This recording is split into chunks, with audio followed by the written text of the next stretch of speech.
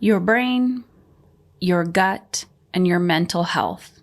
It's all connected. And I have a different perspective on how.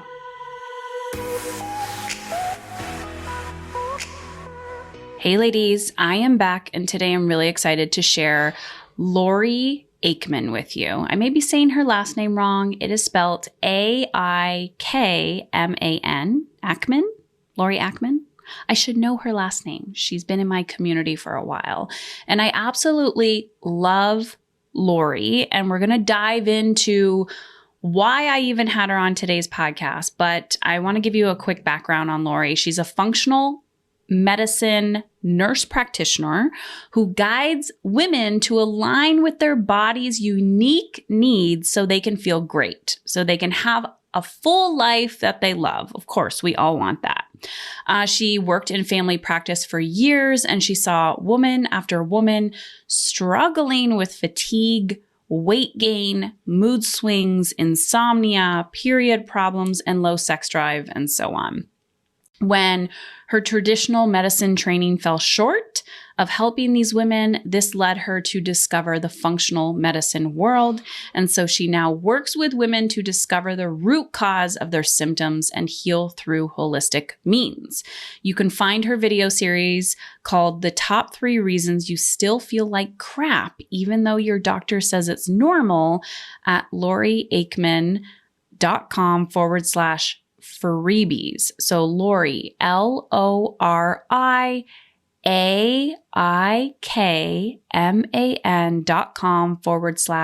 FREEBIES. And she gives out some more information at the end of today's podcast as well.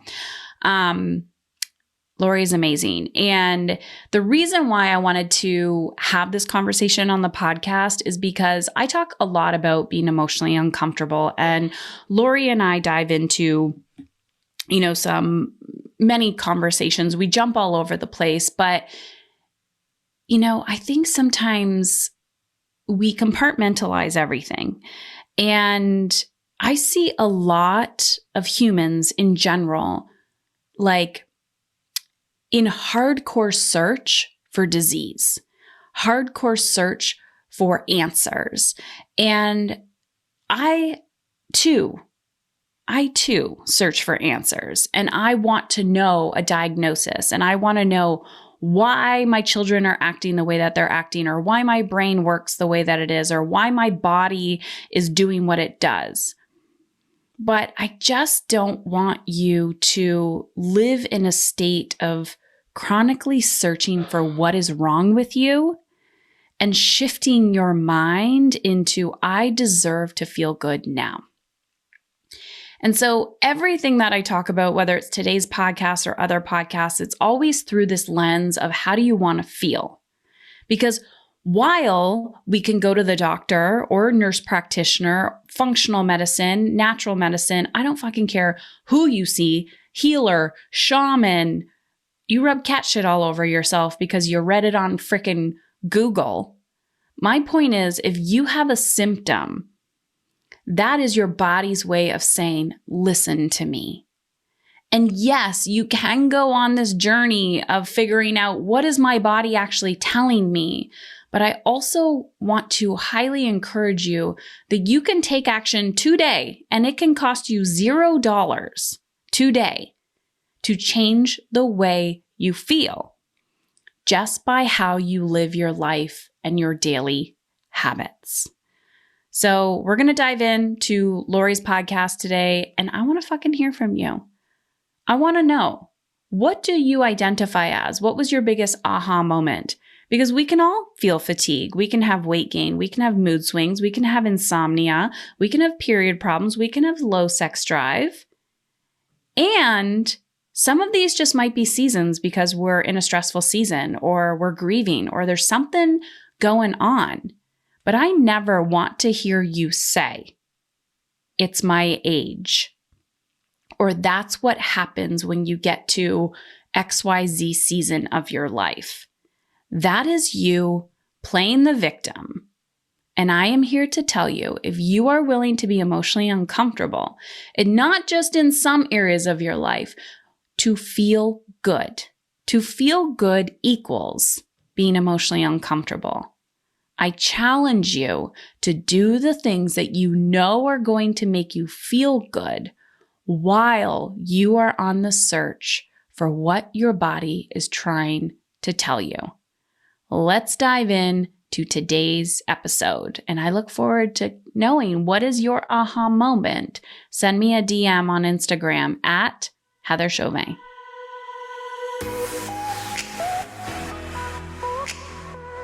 I sat down to my laptop and logged on for our Zoom call. My client came on the call, and I could tell right away something was up. I could see the weariness in her face, like there had been a lot going on since we talked last. I asked how she had been, and she started in trying to seem nonchalant, but she told me about how she had been evaluated for palpitations over the last week.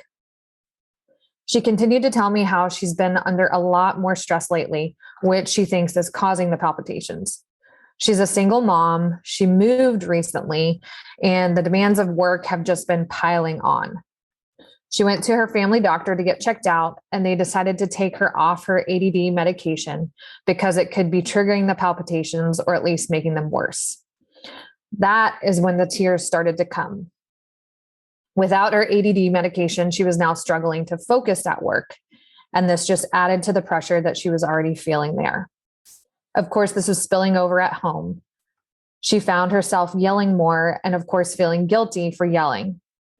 And then the icing on the cake, her doctor wouldn't put her back on her ADD medication until she was okayed by a cardiologist, and that appointment was weeks away.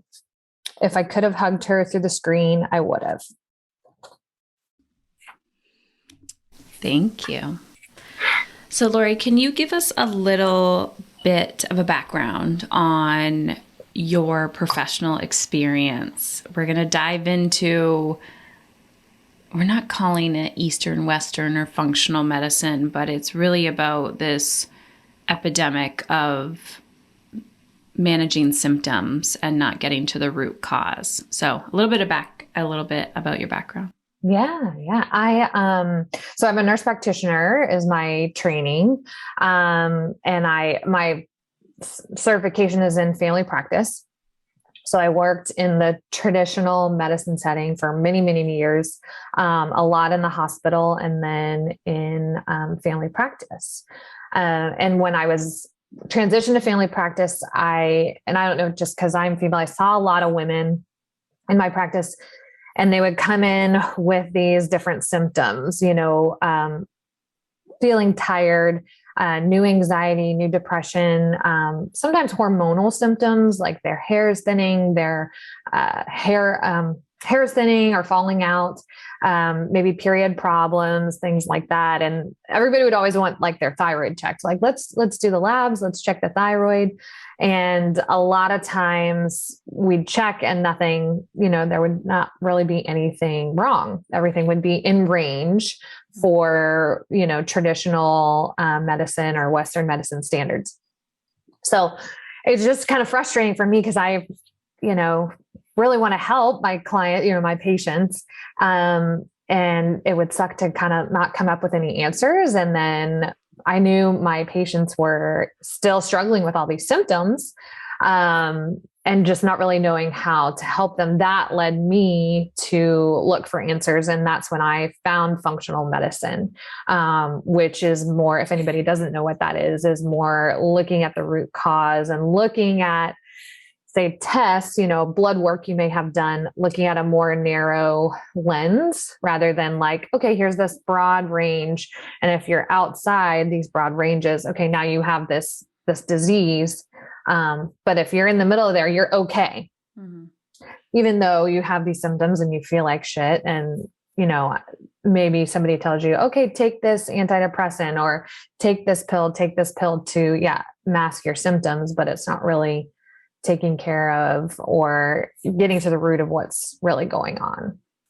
So it's fascinating to me because we've been brainwashed and conditioned to believe, one, our needs don't matter. Like our needs do not matter. Our core basic needs like food and hydration and movement do not matter. Mm-hmm. So as a culture, we nurture everybody else mm-hmm. and then emotionally become angry and resentful. And then when something does present itself, like fatigue, and it starts interrupting our nurturing or interrupting our work and other people are starting to notice, that is only when we begin to investigate. Mm-hmm. So because this lack of education, the first place you go is what you know, which is traditional medicine. So you go mm-hmm. to your doctor, you do the blood panel, you do whatever, and then you're being told you're fine, you're fine, you're fine.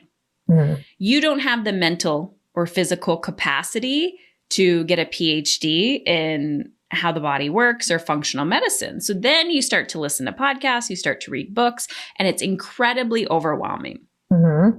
So Lori, the reason why I reached out to you is because I don't know if it's just in my consciousness, but I am seeing more and more women being diagnosed with ADD or ADHD. Mm-hmm.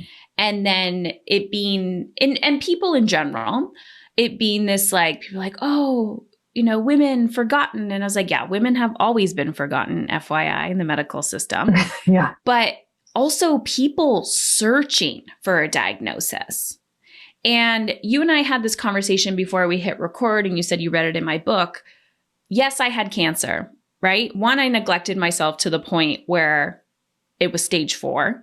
And once it came, I really actually didn't want to do Western medicine, but I had no choice because I was in a crisis state. Yeah. But I kept asking myself, how can I? Like, I gotta think bigger. It's not just about getting rid of a symptom. Like, how did my ecosystem, how did my body create this? And I went down that path. So can we talk a little bit about that? Like searching for diagnosis a little bit, and how, culturally we're focused on what's wrong with me rather than how can I live my best life. Mm-hmm. Yeah. Yeah, I agree. I think, yes, I was thinking of when you mentioned, just we're conditioned to not care about ourselves, not pay attention to ourselves. Cause yes, you go in and you're like, I have all these symptoms. And then you get told that it's normal. I have a client, she had some issues out postpartum, and it was like, well, you're a new mom. So what do you expect? This is just how you're going to feel because you're a new mom. Yeah. Where she was, had enough, self-awareness to go, this is not normal. This is not how I should be feeling. But I think, yeah, our system can tell us you're fine. Or even I think with women, like, you're being dramatic, you should be able to just handle this, get your shit together and handle it, just being dismissed. But then, yes, I think, okay, well, I have this diagnosis now, so I can get this medication, and then that should fix things. I have the diagnosis, the pills fix the deficiency of whatever I have, and then I should be better. But like you said, what led me here? It's not just like all of a sudden you lost something, your arm fell off and now you need a new arm. It's like, there's been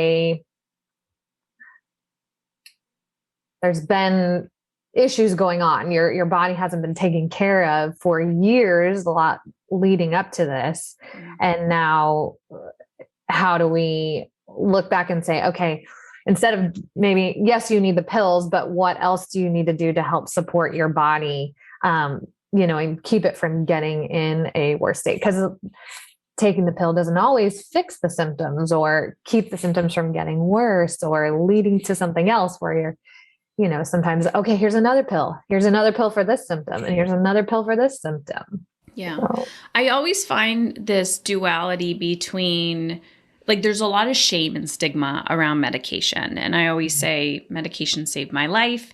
And, there's a lot of people who need medication. It's a beautiful thing, but always put "and" onto it. Like, I love the curiosity lens of like quality of life right? Mm-hmm. It's not just about existing. It's about the quality of life. Mm-hmm. And your body and your mind are like showing you symptoms, right? It doesn't mean that like you need to be that person all the time, but your identity starts to wrap around feeling like shit. So then you're like, oh, I'm just a person that has low energy or low motivation or low libido, or it's very difficult for me to focus. So I'm curious your thoughts, Lori, and we can go into like, you know, the bigger things of like gut health and all of that. But like, so you hear things like ADHD or ADD and focus, lack of focus. Oh, well, there's so many distractions now and we're all addicted to our phone and, you know, it's what we eat and it's all these things, which is overwhelming, right? It's overwhelming. It's like, yeah, I'm going to be on my phone. I'm just fucking surrendering to this. Like, I don't need to be a perfect person. And then there's the opposite of like an actual real thing. So how do we know when it's just environment, and how do we know when this is an actual true thing that we need to be on medication for? And then like, what is your perspective of disease and how do you approach that, especially when it comes to brain health and focus and quality of life? And you talking about ADD specifically? Yeah. Okay. So diagnosis wise, you know, you would see either an MD or a psychiatrist. And then a lot of times these symptoms were present, you know, in childhood. But for in men, a lot of times it's more the hyperactivity. And so they're disruptive in the classroom and that's why they get diagnosed easier. For women, a lot of times it's the inattention. And that since they're not disrupting the class or things like, you know, disruptive at home, they may not be evaluated and they may not get the diagnosis when they were younger. And so that's why I think we're seeing adult women now going, okay, they're struggling now in work or at home, you know, whatever they do in their life. And now going and being evaluated and they're asking the questions and saying, okay, these things were present when you're younger. There was probably a misdiagnosis. When I work with clients, because I work virtually, so a lot of times they're already on, they could be already on a medication, and I'm not here to say, okay, stop your medication. You know, we're going to totally change what you're doing. But I say, okay, let's look at gut health, hormones, things like that. Let's start with the basics and make sure your body's getting nourished, you're sleeping, you're hydrating, and then see how the symptoms improve. And then maybe you can look at some point coming off your medication if you would like to. When we look at, so brain health, for example, a lot of what's in ADD or in anxiety and depression, right? We're looking at the neurotransmitters, which are brain chemicals. But those are all, they come from amino acids, which are pieces of protein. They come from vitamins, they come from minerals. So if we're not getting all those in through our diet, and then if our gut health sucks and we're not absorbing them from our food, you know, that may be an area where we could look at supporting somebody and really beefing those up. And we can even test those things too. We can see, you know, look at vitamin or neurotransmitter metabolites and see, okay, you are really deficient here. Let's support you there. Or there are some people who just genetically, they metabolize or like break down those chemicals quicker. And so they may be somebody, you know, where we need to support them more there. But I guess back to your question, what you were saying, just looking at, you know, you do need medication, you don't. It's just, I think it's harder getting people to invest in it, because it's easier to go to my doctor and get a pill and I can take the pill and I feel the effect. You know, I may feel the effect the next day, you know, or within 24 hours. Whereas when we're looking at root cause, where it's a process and it's like, it takes longer. You're not going to, you know, I'm going to eat healthy today and drink water today, and then I'm going to feel amazing. And then I don't, you know, and you got to keep doing those things every day. So that changing the lifestyle takes the investment on our part, whereas taking the pill feels like a quicker fix. Yeah. Yeah, it's fascinating to me to even like watch my own health journey and how my mental health has changed greatly. When it was at its worst, I was like, oh my gosh, like help me, help me, help me. And then when that initial pain goes away, you're like, okay, I can function again. Like I'm good. And it is this like deep, I believe it all goes back to worthiness. Like it's this deep desire to say, I am worthy of feeling better. I am worthy of feeling better. Like now in my life, I have a lot of resistance. We all do. But my focus is health optimization. Like I never want to stop focusing on health. Like without health, you have nothing. Agreed. Mental, physical, emotional, spiritual, right? Everything that everyone's after is actually health. It's a health related issue. Like they want financial abundance, financial security. That's health, financial health. And you want mental health. You want spiritual, like you want happiness. That's health related. And yet we're so conditioned to believe that something outside of us is going to give us that. And we need to learn how to co-create with that. So there's not very many healthcare practitioners, even in the functional medicine world that I've worked with, who are practicing what they preach. So, you know, I went from one system of prescription to another system with supplementation. Yeah. And I'm in the middle where I'm like, this is not sustainable. And is it wildly privileged to tell me that I need to spend $500 a month on supplements to exist in this world? Yeah. So I have this, like, I will take your supplements for 3 to 4 months, or longer if I have to, but I need an end date and I need a commitment because I do not want to be having to down all of these supplements, to just exist in the world. That is not sustainable. Agreed. Yeah. So what is going on? What do you think is going on with, I mean, beyond the stigma, beyond all of that, ADHD, ADD, women, focus, attention. How does gut health contribute to that? How does all of these things contribute to that? And why is it so difficult? Like, why do we have to really speak up and advocate for ourselves? Why is this not someone else advocating for us? I think, I was just thinking of the inattentive piece. And is there a component of, I just think of the work, that I know you do with emotionally uncomfortable, right? Is there a piece of this inattention that's like, I'm trying to ignore reality. I'm trying to ignore what's really going on inside of me, or it's hard. It's emotionally uncomfortable. It's painful.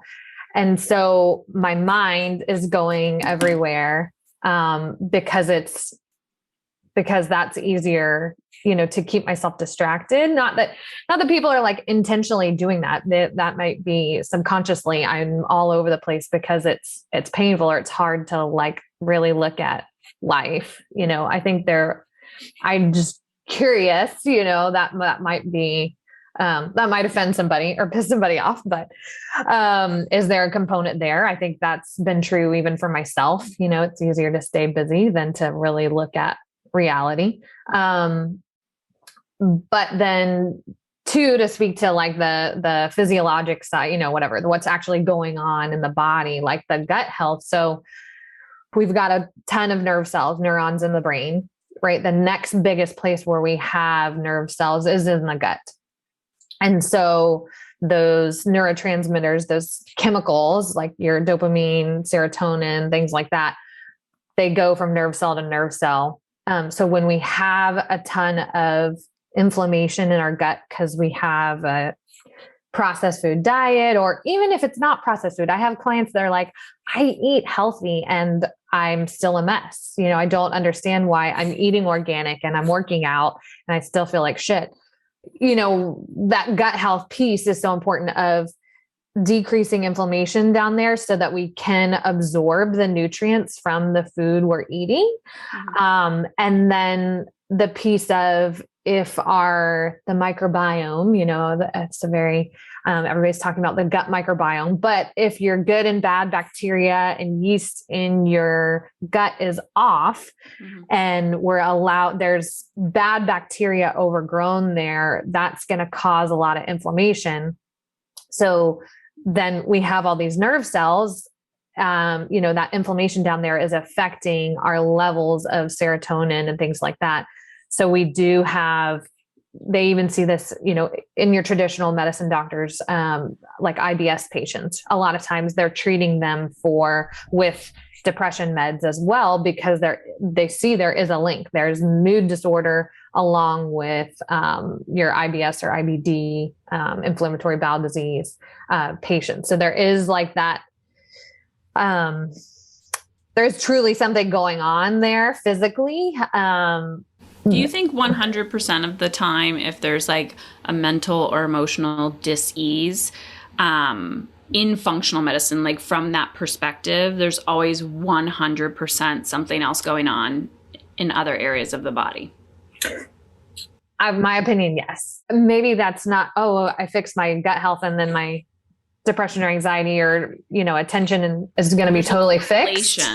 But yeah, there's a correlation. And I think mood symptoms can be greatly improved with fixing whatever that, deeper cause might be. A lot of times gut health. But it could be hormones too.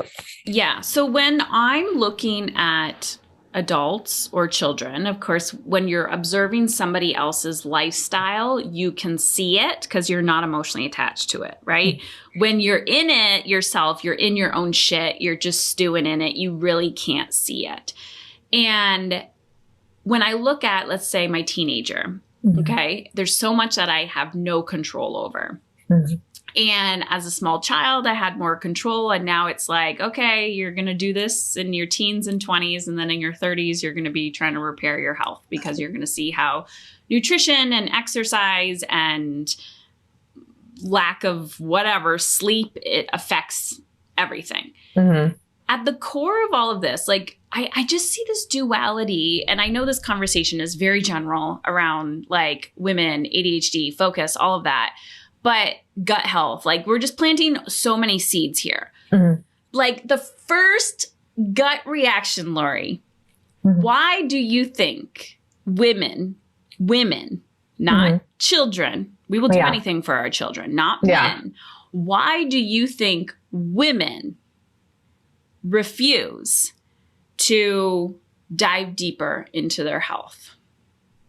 I think you said it earlier. There's a worth piece. There's like a value, they value everybody else first. So they'll spend the money. I think there's something on social media and I've seen patients or clients saying stuff like that. Even putting your animal for will spend thousands of dollars. I will call out my poor parents spent thousands of dollars getting our dog back surgery at one point, when I was younger.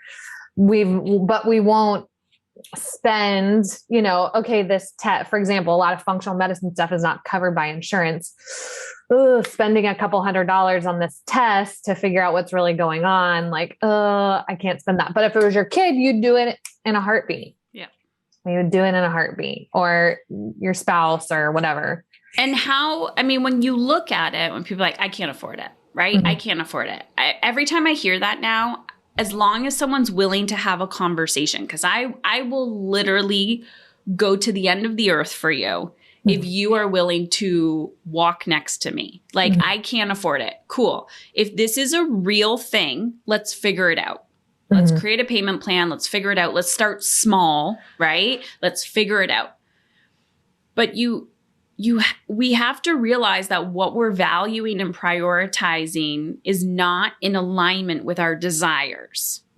If your desire is truly, and your value, and you're living in alignment with your desires and your values, you are prioritizing those things. And it's going to be confronting to your ego. It's going to be confronting to your materialistic brainwashing tendencies to say, oh my gosh. But then the holidays come around and you're just swipe, and you have a whole bunch of shit that you're like, why did I just buy that? Right? Mm-hmm. For everybody else, here I am angry and depleted. And there's this lack of responsibility. What I have learned over the last almost 10 years is that there is no right answer. Like, I'm not going to go to my doctor and they're going to be like, this is exactly what's wrong with you. And here you go. Even if it's a pill or a diagnosis, that was the most sad thing ever, is like, you get a diagnosis, you're like, okay, I think I've arrived. And then you arrive and you're like, fuck, this is actually just the next level. Now it's up to me to figure this shit out. Then you go to functional medicine. Again, there's not going to be some magic pill. It's a journey. And that's the annoying shit. There's no perfection, doesn't exist here. And it's a lifestyle. It's like, it becomes a part of your identity. Like, what am I doing today to enhance how I want to feel in my mind, in my body, in my work, in my relationships? Yes. Regardless if I have a diagnosis, regardless, if I guarantee you, if I tried hard enough and went through the systems, I could be diagnosed with multiple things. That would be a great documentary. Oh God. Wouldn't it be a cool documentary to be like, how many things can I get diagnosed with? Oh yeah. Well, because I think too, I can speak from working in the traditional medicine setting, and like, people are coming in desperate and I want to help, and I could go off on a tangent there. I've got 10 minutes with them and I want to leave them with something that really, I want to relieve them of something. So I can hand them a order for tests. I can hand them a pill. It's like that I've given them some relief. I think providers do feel that pressure of like, I have to do something for you. So if I can say, here, let's try this pill, here, let's take this test, then at least it's giving the patient some answer, some like, okay, we're doing something to help me feel better, whether it's looking more up. So yeah, 100%. And then they always talk about the practice of medicine. So you can go to different doctors and be diagnosed with different, with the same symptoms and be diagnosed with different things. Or you can go with one diagnosis to a bunch of doctors and be treated with a bunch of different things. Because there's not this like cookie cutter, everybody's going to do it the same. And I think then that speaks to the ownership on you to, okay, this is my body. I need to figure out what I need to, whether it's going to different, getting a different opinion, pursuing, the healthy things on my end of, doing the work every day of like, how do I want to feel? And what am I going to do to make sure I feel good? It's actually fascinating to me because I have the privilege of knowing a lot of healthcare practitioners, probably just because of the world that I'm in, and it's something I pay attention to, who are like different, I don't know, what would you call it? Different practices, different ideologies. Like special. Oh, okay. Mm-hmm. And at the core of everything, when I say, okay, and I'm just talking specifically with women, I say at the core of everything, what is it? And they're like, people come in saying bing, bang, boom, like whatever Dr. Oz talks about or whatever's trending, like that's what they want to solve or get checked out. Yes. And at the core, we do the tests and they don't believe that they're actually not sick. Because most of the time, not most of the time, but sometimes it's an emotional thing and it's not actually a physical thing. And the disconnect that we have with our emotions and our body. So I'm curious, besides the supplements, pills, test, all of that, what do you believe, Lori, is the life skills or interpersonal skills that every human should learn in order to create a thriving life? Like there's no like, oh, one day the light bulb turns on and our health is perfect. It's a constant relationship. But what do you think people need to learn in order to thrive as they're going through their health journey? Yeah. It's funny. I talked about this with somebody else on another podcast this last week, but I guess my go-to there is learning the skill of like connecting with your body, being in tune with your body. Because I think yes, maybe you don't know exactly what's going on, like all, chemical wise, hormone wise, all that. But if you can slow down and come in tune with your body, like, okay, I need to sleep better. I need to, my stress, I think in the busy world and ignoring ourselves, we're so out of tune with our bodies. And I think if we can get in tune with our body and listen to our body and not be so disconnected, then that can bring a lot of healing. Awesome. And what do you wish for your patients, the message that you're putting out into the world? What do you want? Like, how do you want to be remembered when people at the end of the day, you're like, I just want, what's that message? Yeah. I want them to be, connected. That's part of the, coaching I work to do, with my clients. But I guess my big thing has been, I think we all have some kind of purpose, some kind of, impact that we want to make in the world. And I think if I can help my clients to feel better physically and emotionally, we get them whole health wise feeling better, that they can then have the energy and have the emotional energy, physical energy, mental energy to go then, make the impact they want to make, whatever that is, if it's that at home or in work or, some other thing that they want to do. That's my hope for them, is that they're not held back by feeling like crap. So I love that. Yeah. I just had a little thought when you said that. I was like, I saw it on your face. I'm like, oh boy, this could be a whole other podcast episode. How sometimes maybe we want to be sick to hold ourselves back. Yeah. If we have no energy, then we don't have to take action. And if we don't take action, then that fear of disappointment, fear of failure, fear of success keeps us small. We stay small. Yes. Yeah. Yes. That's a whole other conversation. It is. So, it is. Lori, where can people find more of you if they're listening to this and they're like, oh my gosh, I want to connect with her or work with her? How can they contact you? Yeah. I'm probably social media wise most active on Instagram. I'm just my name, Lori Aikman at Lori Aikman, or my website is just loriaikman.com. So, and it's Lori. Well, you'll put it in show notes and stuff. Just spell it out for people. Yep. It's Lori, and then Aikman is AIKMAN. Perfect. Yeah. And I highly, highly encourage them to reach out to you. I am such an advocate for breadcrumbs. I always tell people, follow the breadcrumbs. And if you feel completely lost, you've reached out, you're doing the testing, you're still feeling like you're at a crossroads. That's what we're here for. We're all here to kind of, master our area of genius, our expertise, and to help each other. I think that's literally our purpose, is find what lights you up or what you're intrigued by, master it, share it, help people.